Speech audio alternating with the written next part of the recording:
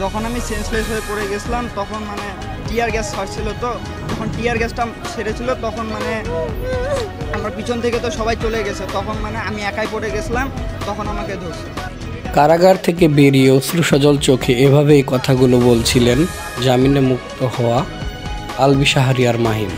আমি জ্ঞান ফিরে দেখি আমার হাতে হ্যান্ডকাফ। আমি পুলিশ লাইন্স স্কুল অ্যান্ড কলেজের ছাত্র, সে কথা তাদের বলেছিলাম, তারপরও তারা আমাকে ছেড়ে দেয়নি।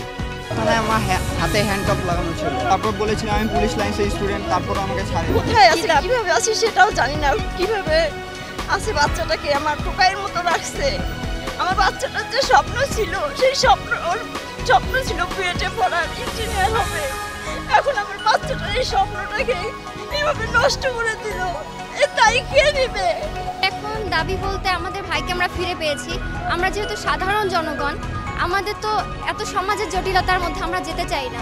আমরা মধ্যবিত্ত পরিবারের সন্তান, আমরা চাই আমরা সুষ্ঠুভাবে পড়াশোনা করে যেভাবে জীবনযাপন করছিলাম সেভাবেই করব।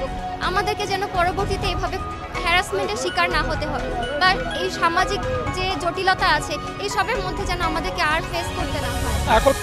কোটা সংস্কার আন্দোলনে গুলিতে নিহত বেগম রোকেয়া বিশ্ববিদ্যালয়ের শিক্ষার্থী আবু সাইদ হত্যা মামলায় তাকে গ্রেফতার করে কারাগারে পাঠিয়েছিল পুলিশ।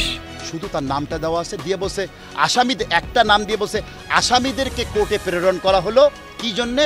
সে এই আবু সাইদ হত্যা মামলায় তাকে গ্রেপ্তার করা হলো, তারপরে আর কোনো কথা নাই। একটা ফরওয়ার্ডিংয়ে গ্রেপ্তার করার পর আইনের বিধানও তাকে জাস্টিফিকেশন দেওয়ার জন্য অনেক কথা লিখতে হবে। সে কীভাবে জড়িত, সে কী করেছে, তার ওভারট্যাক্ট কী, এটা তার সেই অনুযায়ী তার সেকশন হবে। কেউ যদি দায়িত্বশীলতার পরিচয় তো নাই, বরং এখানে একটা মানে খুবই প্রতিশোধ পরায়ণ অথবা উদুরপিণ্ডি পুদুর ঘাড়ে ভাবখানা এরকম যে পুলিশ এই মামলার আসামি হওয়ার কথা, সেটা হয়নি। জামিনে মুক্তি পেয়েছে, 100 টাকা বন্ডে শিশু মাহিমকে জামিন দেওয়া হয়েছে এবং মামলার থেকে তাকে এখনো অব্যাহতি দেওয়া হয় নাই। এখনো সে মামলার আসামি হিসেবেই থাকবে।